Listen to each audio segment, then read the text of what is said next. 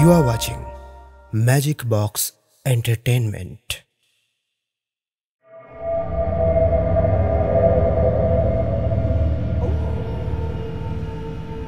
বিষ্ণুদার প্রতি আপনাদের প্রাণ ভরা ভালোবাসায় টিম ম্যাজিক বক্স এন্টারটেইনমেন্ট আপ্লুত। আর ম্যাজিক বক্স মানেই আপনার পছন্দের গল্প। তাই আবার চলে এসেছি বিষ্ণুদা সিরিজের নতুন একটি গল্প নিয়ে।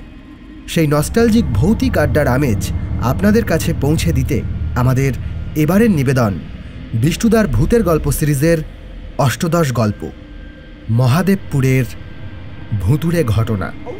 আশা করি একই রকমভাবে আপনাদের ভালোবাসা এবারেও আমরা পাব। তবে এই আসরে নিয়মিত যোগ দেওয়ার জন্য আপনাকে করতে হবে ছোট্ট একটা কাজ। নিচে যে সাবস্ক্রাইব বাটনটি দেখছেন ওটায় ক্লিক করুন, আর পাশে যে ঘন্টাটি রয়েছে ওটা বাজিয়ে রাখুন, যাতে সময় মতো ওটা বেজে উঠে আপনাকে জানিয়ে দেয় গল্পের আসর বসার দিনক্ষণ। চলুন শুনে নেওয়া যাক সৌমেন মজুমদারের লেখা বিষ্ণুদার ভূতের গল্প সিরিজের অষ্টদশ গল্প, মহাদেবপুরের ভুতুড়ে ঘটনা।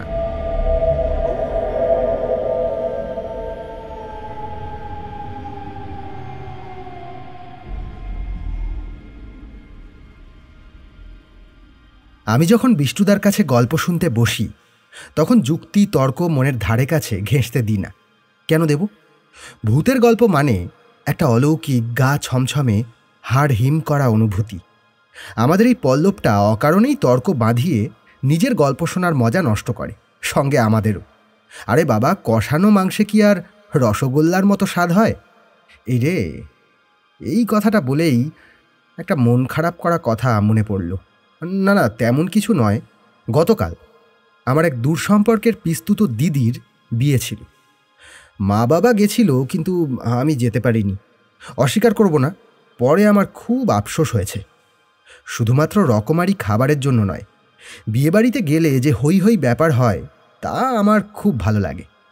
আসলে জায়গাটা প্রত্যন্ত গ্রামে, গাড়ি ঘোড়া তেমন একটা পাওয়া যায় না। মা বাবার গতকাল রাতেই ফেরার কথা ছিল, কিন্তু ফিরতে পারেনি। আজ সকালে ফিরেছে। আমার গতকাল সকালে একটা অন্য দরকার ছিল, সেই কাজ মিটিয়ে যখন বাবাকে ফোন করলাম তখন বাবা বলল আসার দরকার নেই, ফিরতে সমস্যা হবে। তাই আর যাইনি। ও, আরেকটা আফসোস, অমন প্রত্যন্ত গ্রাম ঘুরে দেখার আনন্দ থেকেও আমি বঞ্চিত হয়েছি। তবে আজ সকালে বাড়িতে বলেছি অনুষ্ঠান পর্ব মিটলে ওই বাড়িতে একদিন ঘুরতে যাব। সকাল সকাল গিয়ে সন্ধ্যার দিকে ফিরে আসব। সন্ধ্যাবেলা হরিদার দোকানে বসে এইসব কথাই বিষ্ণুদাকে বলছিলাম। সব শুনে বিষ্ণুদা বলল, দেখ, যা হয় ভালোর জন্যই হয়। না গিয়ে যতটা আফসোস করছিস, হতে পারে গেলে তার চেয়েও বেশি আফসোস করতে হতো। কেন? কলকাতা কিংবা শহরতলিতে আমরা যারা থাকি তারা বুঝতে পারি না যাতায়াতের সমস্যা আসলে কি।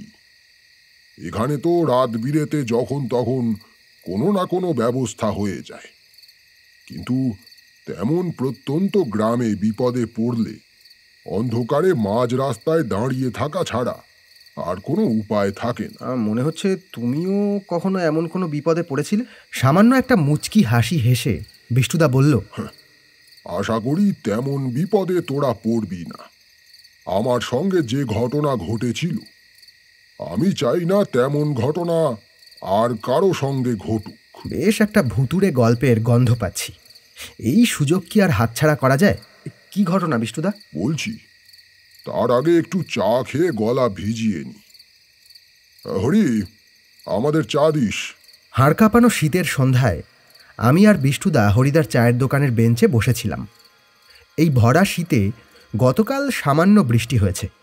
মেঘলা আবহাওয়ার জন্য উষ্ণতা গতকাল একটু বেশি ছিল। আজ সকালে মেঘ কেটে যাওয়ার পর জাঁকিয়ে ঠান্ডা পড়েছে। পথঘাটে সামান্য ভেজা ভাব এখনও রয়েছে।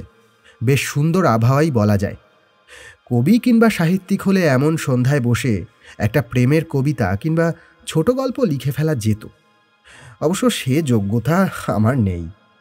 বরং আমার মতো নির্গুণ মানুষের জন্য এমন সন্ধ্যায় বিষ্ণুদার কাছে গল্প শোনা পরম প্রাপ্তি। আর বিষ্ণুদার গল্প মানে এক অদ্ভুত নেশা। অতিরিক্ত জাঁকজমকহীন, সহজ সরল, আটপৌরে ভূতের গল্প। বাড়ির বড়দের কাছে আমরা যেমন পুরনো বিভিন্ন ভূতের ঘটনার কথা শুনি, ঠিক তেমন। আর সত্যি কথা বলতে এই ধরনের ঘটনার কথা শুনতেই আমার সবচেয়ে বেশি ভালো লাগে। অনেক সহজেই নিজের কল্পনাকে সাজিয়ে নেওয়া যায় চেনাশোনা পৃথিবীর বিভিন্ন জায়গায়। হরিদা মাটির ভাঁড়ে ধোঁয়া ওঠা চা এগিয়ে দিলে পরম তৃপ্তিতে একটা চুমুক দিয়ে বলতে শুরু করলো বিষ্টুদা। বেশ কিছু বছর আগে আমার এক পরিচিতের ছেলের বিয়ে ঠিক হলো মহাদেবপুর পূর্ব পাড়ায়, নগরুকরার কাছে জায়গাটা। এখন গেলেই সেখানে রীতিমতো প্রত্যন্ত গ্রাম মনে হবে। তখন তো অবস্থা আরো খারাপ ছিল।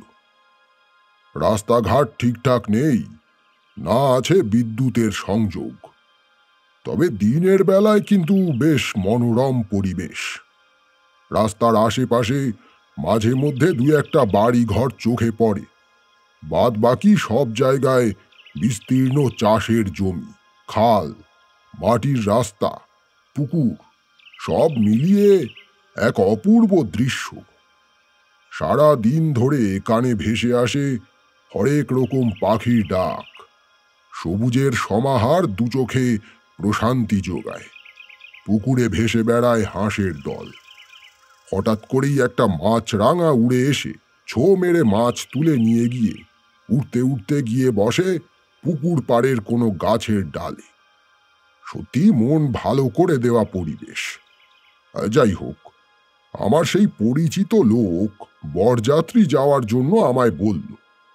অত দূরের পথে আমি যাব কিনা সে বিষয়ে মনে সামান্য খটকা ছিল, কিন্তু ভদ্রলোক এমন করে বললেন যে আর না বলতে পারলাম না।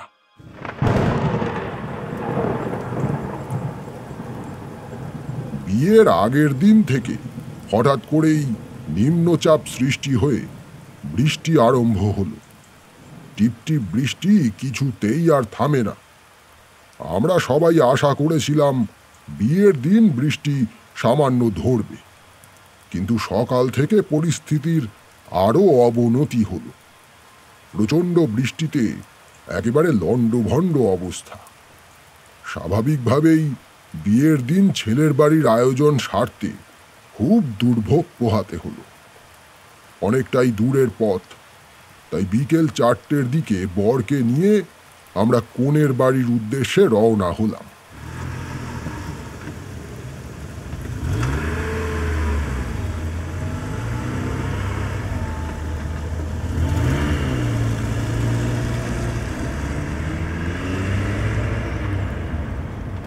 মোট 4টে গাড়ির ব্যবস্থা করা হয়েছে, চালক সহ 10 জন করে প্রত্যেক গাড়িতে। আমি বরের গাড়িতেই বসেছি। আমাদের সৌভাগ্য যে দুপুরের পর থেকে বৃষ্টি কিছুটা ধরে এসেছে। মাঝে মাঝে কয়েক ফোঁটা পড়ছে ঠিকই, তবে সকাল থেকে যে পরিস্থিতি ছিল তার তুলনায় শতগুণে ভালো। আকাশে এখনো যথেষ্ট মেঘ রয়েছে, কখন আবার ঝড়ঝড় করে নেমে বসবে বৃষ্টি তার ঠিক নেই। তবে বাঁচোয়া এটাই, এই আবহাওয়ায় পোশাক আশাক পরে গাড়িতে চাপাচাপি করে বসেও গলদঘর্ম হতে হচ্ছে না। বিয়ে বাড়ির আনন্দ এবং প্রকৃতির খামখেয়ালিপনার দুশ্চিন্তা সব মিলিয়ে এক মিশ্র অনুভূতি নিয়ে আমরা চলেছি। প্রায় ঘণ্টাখানেক আমরা বেশ নিশ্চিন্তেই চললাম। বৃষ্টি প্রায় নেই বললেই চলে, তবে এই থম মেরে থাকা পরিবেশ আর অস্বাভাবিকভাবে কমে আসা আলো যেন বিপদের সংকেত দিচ্ছিল। এ সময় সন্ধ্যা এত তাড়াতাড়ি হয় না, তবু এমন অন্ধকার হয়ে গেছে দেখে মনে হচ্ছে যেন সন্ধ্যার সন্ধিক্ষণ। দেখতে দেখতে সে বিপদ আকাশ ভেঙে নেমে পড়ল। কি মারাত্মক বৃষ্টি সে আর কি বলব। অন্ধকার নামানো মেঘের ছায়ায় যেন আকাশ থেকে দুর্বার গতিতে ঝর্ণা ঝরে পড়ছে। গাড়ির হেডলাইটের আলোয় মনে হচ্ছে সামনে সাদাটে ধোঁয়া। এই পরিস্থিতিতে গাড়ি নিয়ে এগিয়ে যাওয়া বিপজ্জনক। 4টে গাড়ি রাস্তার ধার ঘেঁষে দাঁড়িয়ে পড়ল। বসে বসে সবাই উসখুস করতে লাগলো। এমন দুর্যোগের মাঝে এভাবে আটকে পড়ে সবারই অস্বস্তি হচ্ছে। তাও প্রথম দিকে কিছুক্ষণ হাসি ঠাট্টা ইত্যাদি চলছিল। সময় যত এগোতে লাগলো ততই সবাই চুপ হয়ে গেল। বিয়ে থার ব্যাপার, সময় মতো না পৌঁছালে বিপত্তি। খুব দেরি হলে শেষে না লগ্ন পেরিয়ে যায়। এদিকে বৃষ্টি থামা তো দূরের কথা, সামান্য কমার কোনো লক্ষণ নেই। পাক্কা 40 মিনিট ঝমঝম করে বৃষ্টি হওয়ার পর অবশেষে বৃষ্টি একটু ধরল। আর দেরি না করে আমাদের গাড়ি আবার চলতে শুরু করলো।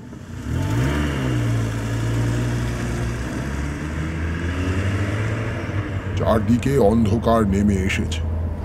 শেষমেশ কি যে পরিস্থিতি হবে আজ কে জানে। হাবড়া পর্যন্ত পৌঁছে গাড়ি নগরুকড়ার পথ ধরল।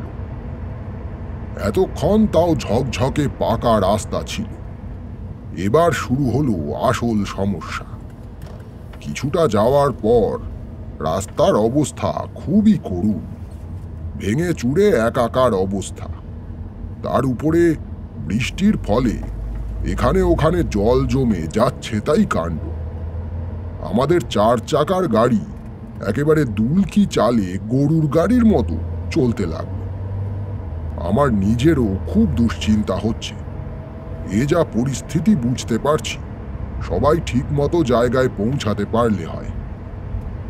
এখন বৃষ্টি আর হচ্ছে না, এটুকুই যা সান্ত্বনা। গাড়ি এমন ভাবে দুলছে যে এ ওর গায়ের উপরে গিয়ে পড়ছে। কি যে সমস্যা!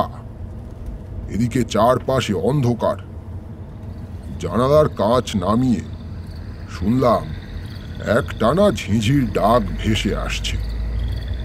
আমরা এগোচ্ছি ঠিকই, কিন্তু ঠিক পথে চলেছি তো। একটা লোক রাস্তায় নজরে পড়ছে না, জিজ্ঞাসা করারও উপায় নেই। আশেপাশে বাড়িঘর বিশেষ একটা নেই। অনেক দূরে দূরে 2-1টা বাড়ির টিমটিমে আলো চোখে পড়ছে। গ্রাম্য এলাকা, তার উপরে বৃষ্টির জন্য সব লোকজন বাড়িতে ঢুকে পড়েছে। বাইরে থেকে বর্ষায় ভেজা ঠান্ডা হাওয়া আসছে, তাই কাঁচটা নামিয়ে দিলাম। সবাই দুশ্চিন্তা করছে। এই পরিস্থিতিতে সেটাই স্বাভাবিক। এভাবে আন্দাজ আধ ঘন্টা ধরে গাড়ি চলার পর আমাদের সামনের গাড়িটা আচমকাই ব্রেক কষে দাঁড়িয়ে পড়ল। আমরা গাড়িতে বসেই আন্দাজ করতে পারলাম কিছু একটা ঘটেছে। পর মুহূর্তে সামনের গাড়ির চালক গাড়ি থেকে নেমে বাইরে বের হলো। দেখে আমাদের গাড়ির চালকও ইঞ্জিন বন্ধ করে গাড়ি থেকে নামলো। একে একে মোটামুটি সবাই গাড়ি থেকে নেমে পড়ল। আমিও বাইরে পা দিয়েই বুঝতে পারলাম পরিস্থিতি খুবই খারাপ।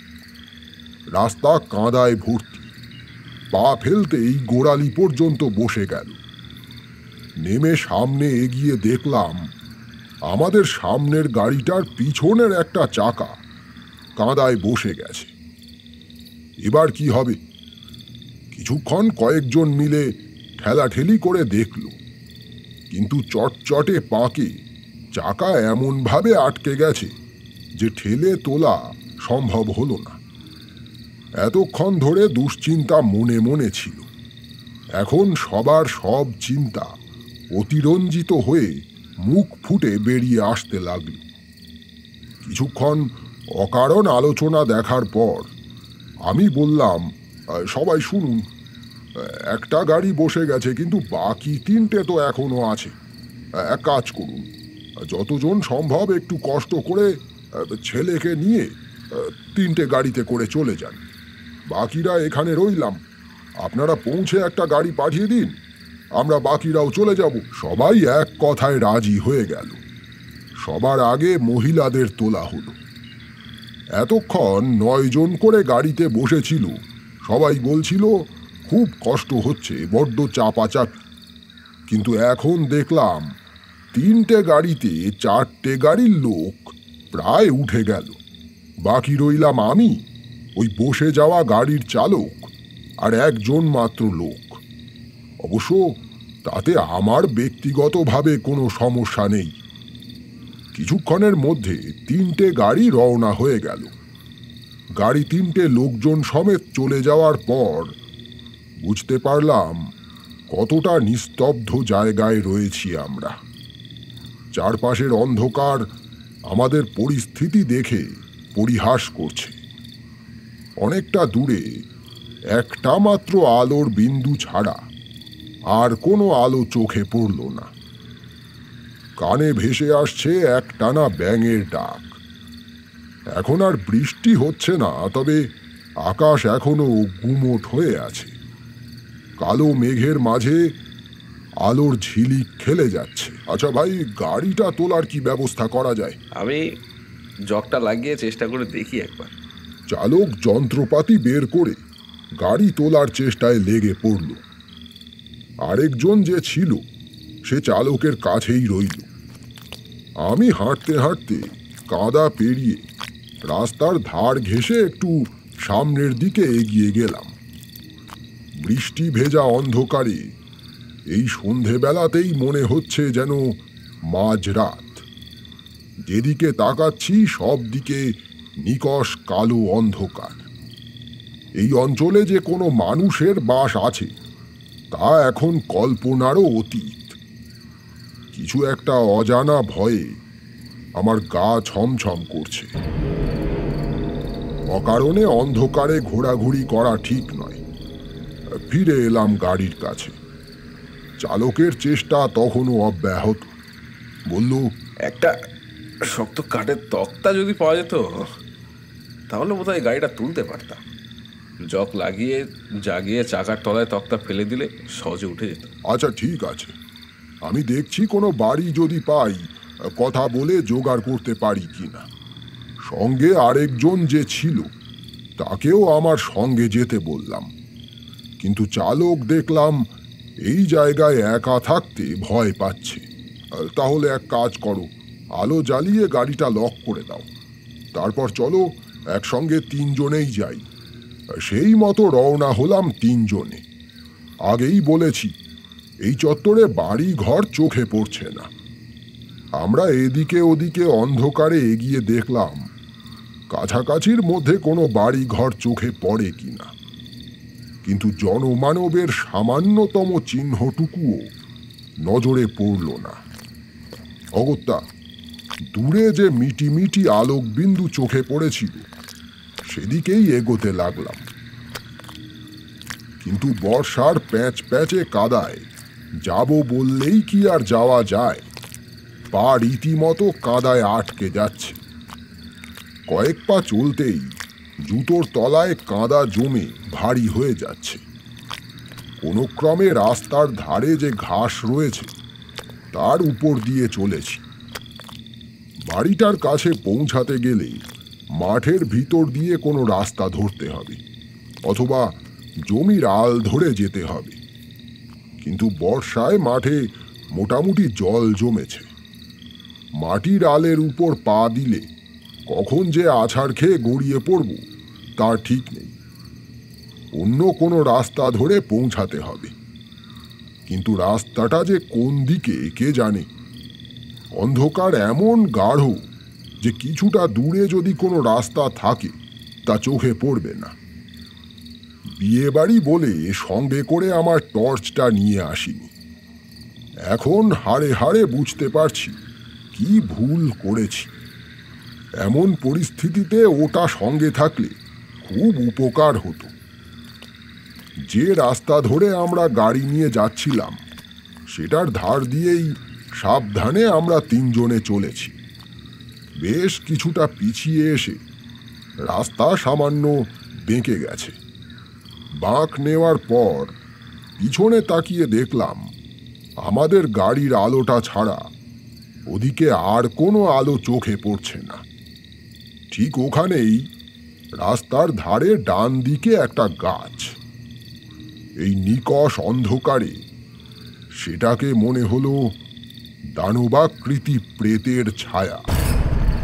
গাছে একটাও পাতা নেই, মরা ডালগুলো একে বেঁকে আকাশের দিকে উঠে অন্ধকারে মিশে গেছে।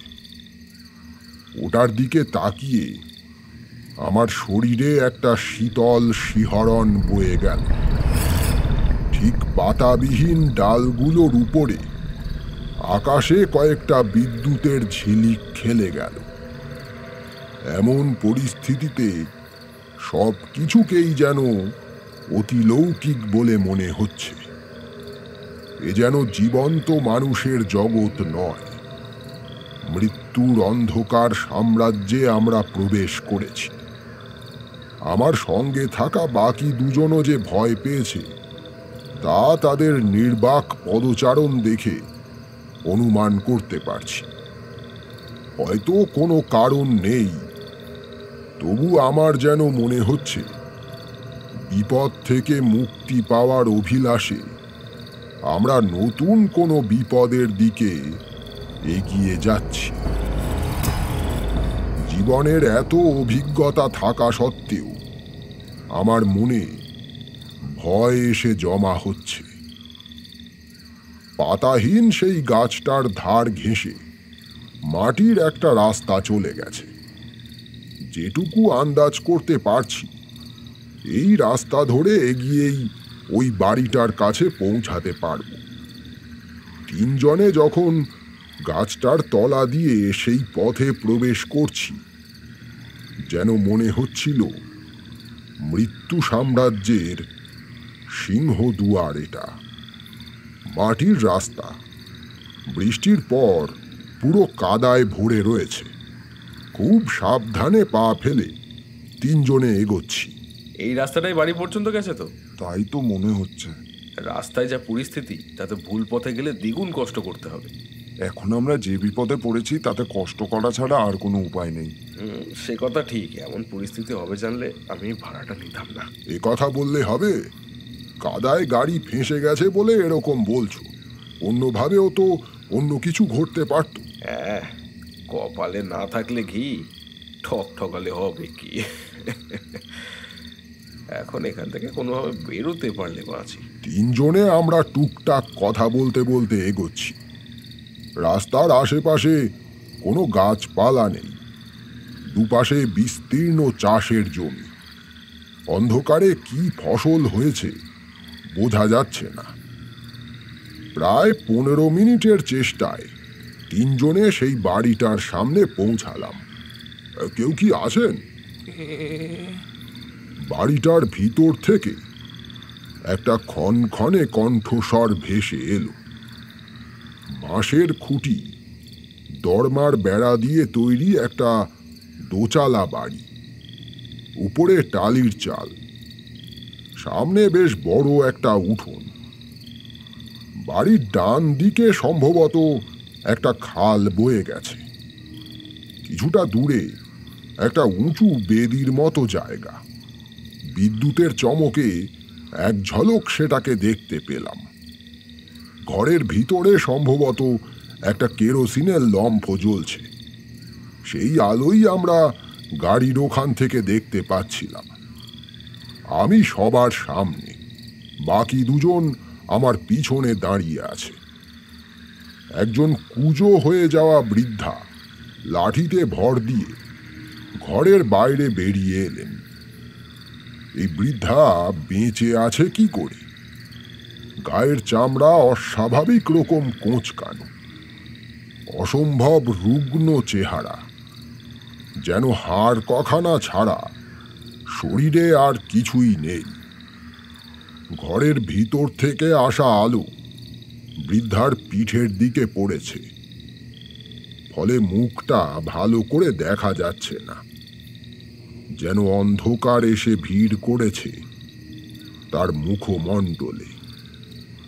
আর সেই অন্ধকারের মাঝে দুটো জুলজুলে চোখ ঝকঝক করছে। মাসিমা, আমরা মহাদেবপুরে বিয়ের অনুষ্ঠানে যাচ্ছিলাম। একটা গাড়ি রাস্তায় কাদায় বসে গেছে। একটা কাঠের শক্তপোক্ত যদি তক্তা পাওয়া যেত তাহলে গাড়িটা তুলতে পারতাম। আপনার কাছে কোনো সেই রকম শক্তপোক্ত তক্তা পাওয়া যাবে? বুঝলাম বৃদ্ধা কানে একটু কম শোনেন। আমার ইশারায় গাড়ির চালক সামান্য উঁচু স্বরে বলল, আমাদের গাড়ি কাদায় আটকে গেছে, তোলার জন্য একটা কাঠের তক্তা দরকার। আপনার কাছে হবে কি? ও, তা হবে, কিন্তু বাবা কোথায় রাখা আছে তা তো আমি বলতে পারবো না। আমার ছেলে সব জানে। সে তো এখনো বাড়ি ফেরেনি। কখন ফিরবে?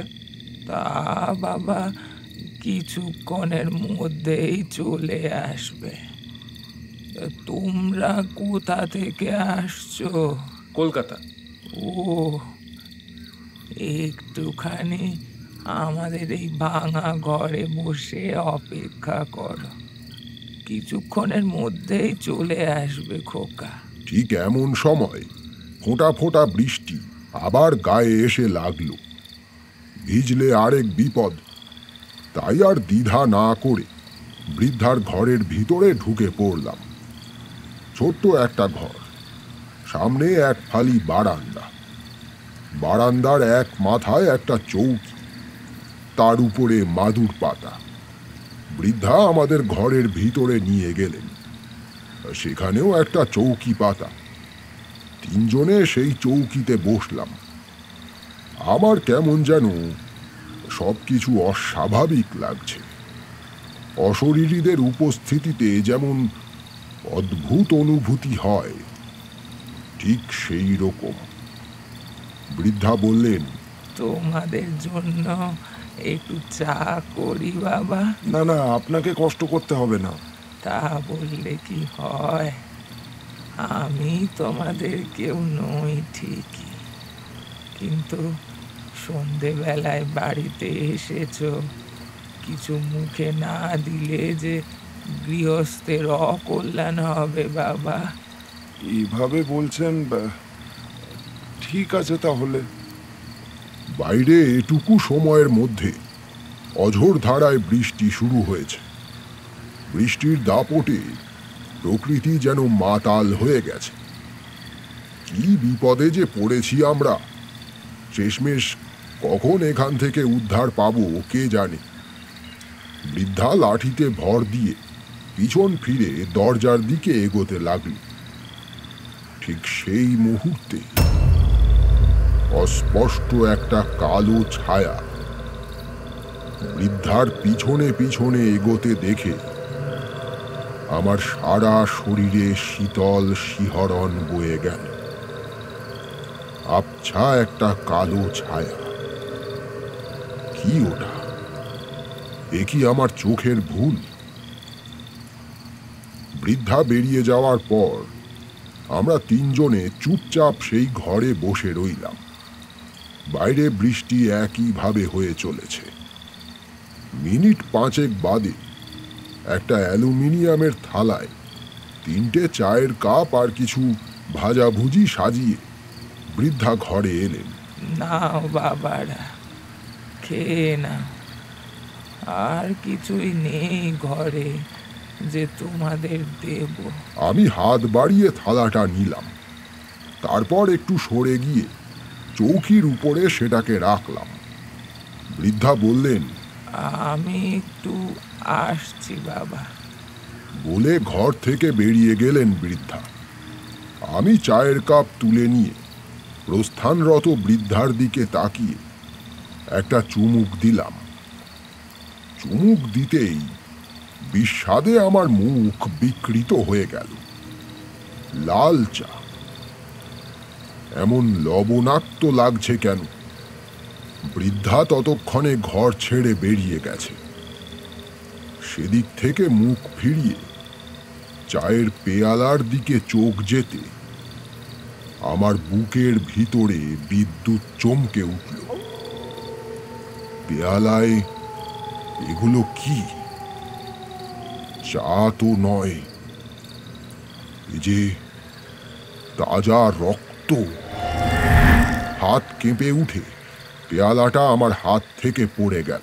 কি হলো? তোমরা তোমরা কেউ চা খেও না, কিছু একটা সমস্যা আছে এখানে। কি হয়েছে কি? আমি এখনো সম্পূর্ণ নিশ্চিত নই, বলবো, সব বলবো। থালার দিকে তাকালাম। যেখানে একটু আগে দেখেছিলাম ভাজা ভুজি সাজানো আছে, সেখানে এখন দেখলাম কতগুলো রক্ত মাখা আঙুলের টুকরো, মানুষের আঙুল। আমার সঙ্গী দুজনও বোধহয় এতক্ষণে আমি যা দেখেছি তাই দেখেছে। ওদের দুজনের চোখ বিস্ফারিত হয়ে গেছে।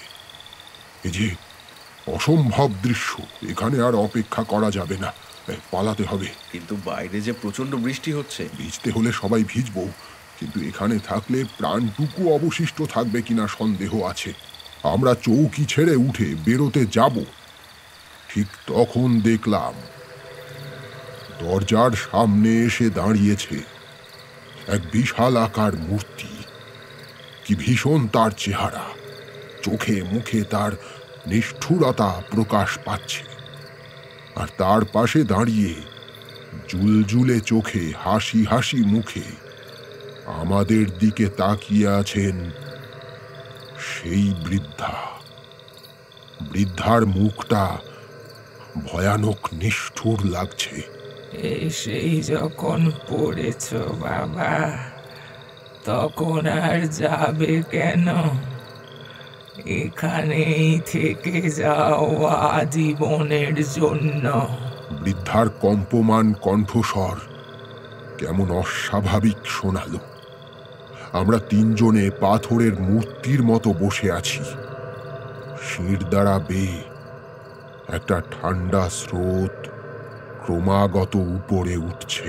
এই হলো আমার খোকা, তোমাদের সব স্বাদ পূরণ করবে ও।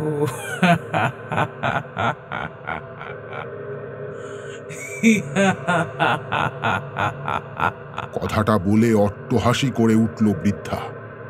সে অট্টহাসি যেন বহু দূর থেকে আমাদের কানে ভেসে আসছে। কোনো জীবিত মানুষের কণ্ঠ নিঃসৃত শব্দ সে নয়। সে হাসির তীব্রতায় আমাদের সম্বিত ফিরল। বৃদ্ধা এবং তার খোকা ধীরে ধীরে এগিয়ে আসছে আমাদের দিকে। ওদের মনের ইচ্ছা আমাদের তিনজনের কাছেই স্পষ্ট। আমাদের জীবন কেড়ে নিয়ে ওরা নিজেদের দলে সামিল করতে চায়। আর মুহূর্ত মাত্র অপেক্ষা না করে তিনজনে দরজার দিকে ছুটে গেলাম। বাইরে অঝোরে বৃষ্টি পড়ছে তখন। সেই বৃষ্টি মাথায় করে প্যাচ প্যাচে কাদা উপেক্ষা করে আমরা ছুটতে লাগলাম গাড়ির দিকে। আমরা প্রাণপণে ছুটছি, আর পিছনে তখন ভেসে আসছে বৃদ্ধার তীব্র অট্টহাসি। তীব্র বৃষ্টি আর কাদা উপেক্ষা করে সেই বিশালাকার মূর্তি আমাদের পিছনে পিছনে আসছে। আছাড় খেয়ে কয়েকবার কাদার মধ্যে পড়ে গেলাম, কিন্তু থামলে হবে না। যেভাবেই হোক আমাদের পৌঁছাতে হবে গাড়ির কাছে। ছুটতে ছুটতে সেই পাতাবিহীন গাছটা পার হতে সব স্তব্ধ হয়ে গেল। ওই গাছটার ওপারে যেন একটা অন্য জগৎ। সে জগতে কোনো জীবন্ত মানুষ বাস করে না, বাস করে অশরীরীদের দল। তবু ওখানে থমকে যাওয়ার সাহস আমাদের হলো না। ছুটতে ছুটতে গাড়ির কাছে পৌঁছে দেখলাম আমাদের আরেকটা গাড়ি এর মধ্যে চলে এসেছে। আমরা সেই গাড়ির কাছে যেতে আমাদের সেই অবস্থায় গাড়িতে তুলে নিল। আশ্চর্যজনকভাবে বৃষ্টিটাও এই সময় ধরে এলো। আমরা কোনো মতে হাঁপাতে হাঁপাতে সব কথা অগোছালোভাবে বললাম। তিনজন এসেছে এই গাড়িতে করে। আমরা একটু ধাতস্থ হওয়ার পর দেখলাম ওরা সঙ্গে করে কাঠের তক্তা এবং মোটা দড়ি নিয়ে এসেছে। এতক্ষণে বৃষ্টিটা পুরোপুরি থেমেছে। এরপর সবাই মিলে নেমে বসে যাওয়া গাড়িটাকে এই গাড়ির সঙ্গে বেঁধে কিছুটা জাগিয়ে কাঠের তক্তা চাকার তলায় পেতে গাড়ি চালাতেই কাদা থেকে উঠে পড়ল। গাড়ি উঠে আসার পর আমরা সত্যি হাঁপ ছেড়ে বাঁচলাম। তারপর এক প্রকার নির্বাক হয়ে দুটো গাড়িতে করে আমরা পৌঁছালাম বিয়ে বাড়িতে। আমাদের গায়ে কাদা লেগে বিচ্ছিরি অবস্থা হয়েছিল। বিয়ে বাড়ি থেকে আমাদের জন্য অন্য পোশাক দেওয়া হলো। পরিষ্কার পরিচ্ছন্ন হয়ে সেই পোশাক পরে কিছুটা বিক্ষিপ্ত মনে অনুষ্ঠান পার করলাম। বিয়ে শেষে বরযাত্রীর দল এই রাতে আর ফিরে যাওয়ার চেষ্টা করল না। ঠিক হলো পরদিন ভোরে সবাই বেরোবে। আমি সহ আরো জনা তিনেক রয়ে গেলাম। আমরা নতুন দম্পতিকে নিয়ে সন্ধ্যায় ফিরব। ভোরবেলায় সবাই চলে যাওয়ার পর আমরা আশেপাশে ঘুরে দেখার জন্য একবার বেরোলাম। প্রথমেই যে কথা বলেছিলাম এই গ্রামের সৌন্দর্য নিয়ে, সেই উপলব্ধি আমার ওই দিন সকালে হয়েছিল।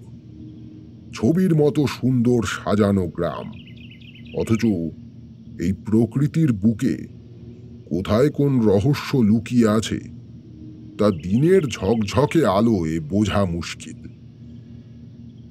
ঘোরাঘুরি শেষে বাড়িতে ফিরে খাওয়া দাওয়া সেরে নিয়ে গল্প গুজব করতে বসলাম। তখনই পরিচয় হলো পাত্রীর দাদুর সঙ্গে। উনি গতকাল আমাদের ভয়ঙ্কর অভিজ্ঞতার কথা অস্পষ্টভাবে শুনেছিলেন। সে কথাই আমাকে জিজ্ঞাসা করলেন। আমি সবিস্তারে বলার পর উনি বললেন, হ্যাঁ, সে জায়গার কথা বলছো।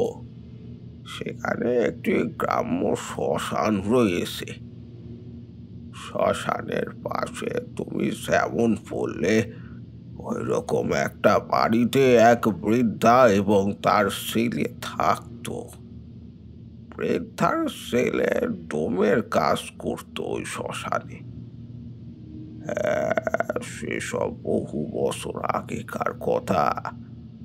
এক ঝড় বৃষ্টির রাতে ওই বৃদ্ধা এবং তার ছেলে বজ্রাঘাতে মারা যায়। তারপর থেকে টুকটাক বদনাম শোনা যায় বটে, তবে তুমি যেমনটা বলছো তেমন ভয়ঙ্কর অভিজ্ঞতা আজ পর্যন্ত কারো হয়নি। একথা অবশ্য ঠিক, রাতের বেলায় এই অঞ্চলের সবাই ওই শ্মশানে এড়িয়ে চলে। কেউ কেউ নাকি মাঝে মধ্যে শুনেছে পিছন থেকে কোনো বৃদ্ধা ডাকছে। তবে সেই বাড়িটা এখন আর ঠিকঠাক অবস্থায় নেই, ভেঙে চুরে একসা হয়েছে। সে যা হওয়ার হয়েছে। তোমরা সুস্থভাবে ফিরে এসো, এইটাই সৌভাগ্য বলতে হবে। বিকেলে ফেরার সময় যদি ওই চত্বরে কোনো সমস্যায় পড়ো, ভুলেও ওইদিকে যাওয়ার কথা ভেবো না যেন, কেমন? ওদিকে যাওয়ার কথা যে ভাববো না, সে কথা বলার অপেক্ষা রাখে না। সারা দিন ধরে বিভিন্ন রকম অনুষ্ঠান পর্ব মিটতে গাড়ি নিয়ে আমরা সবাই বেরিয়ে পড়লাম। ফেরার সময় আর কোনো সমস্যা হয়নি। তবে এরপর থেকে প্রত্যন্ত অঞ্চলে বিয়ে বাড়িতে যাওয়ার আগে আমি দুবার ভাবনা চিন্তা করি। এই পর্যন্ত বলে বিষ্ণুদা থামল। গল্প চলার মাঝে পল্লব এসে উপস্থিত হয়েছে। গল্পের মাঝে ও আর কথা বলেনি। ইশারায় একটা চা হরিদার কাছ থেকে চেয়ে নিয়ে চুপচাপ বসে এতক্ষণ গল্প শুনছিল। গল্প শেষ হয়েছে বুঝতে পেরে বলল, আচ্ছা, পৃথিবীর সব ভূত কি তোমার ঘাড়েই চাপে? তালপাতার সেপাই 2 সপ্তাহ একটু চুপচাপ ছিল, এখন দেখছি আবার মুখে কথা ফুটেছে। না বিষ্ণুদা, আমি নিজে বোঝার চেষ্টা করছিলাম যে ওখানে পিকনিকে গিয়ে ওইভাবে ভয় পেয়ে গিয়েছিলাম কেন। তবে আমি যা বুঝেছি, ওই তোমার কাছে গল্প শুনছিলাম না যেতে যেতে, ওই সেই জন্যই অমনটা হয়েছিল। শোন, পরিস্থিতি পেরিয়ে গেলে সবাই এমন বড় বড় কথা বলতে পারে, কোনটা বাস্তব আর কোনটা মিথ্যা সেটা সেই বুঝতে পারে যে বিষয়টাকে অনুভব করেছে। তোর সঙ্গে অহেতুক তর্ক করে কোনো লাভ নেই। শেষ পর্যন্ত ভয় কাটিয়ে তুই যে আসতে পেরেছিস এটাই অনেক।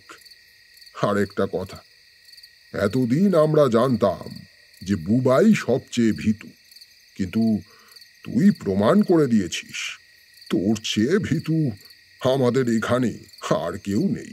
কথায় কথা বাড়ে, এই তর্ক চলতে দিলে বাড়িতে ফিরতে দেরি হয়ে যাবে, তাই আমাকেই মধ্যস্থতা করতে হলো। বাদ দাও না বিষ্ণুদা, অনেকটাই রাত হয়েছে। বলছি, তোমরা কি আর চা খাবে? আর না, রাত হয়েছে, এখন চা খেলে আর রাতে ঘুম আসবে না। চল উঠে পড়ি। আমরা হরিদার দোকান ছেড়ে উঠে পড়লাম। পল্লবের মুখের দিকে তাকিয়ে বুঝতে পারলাম ও ভীতু। এ কথা শুনে একটু অভিমান হয়েছে।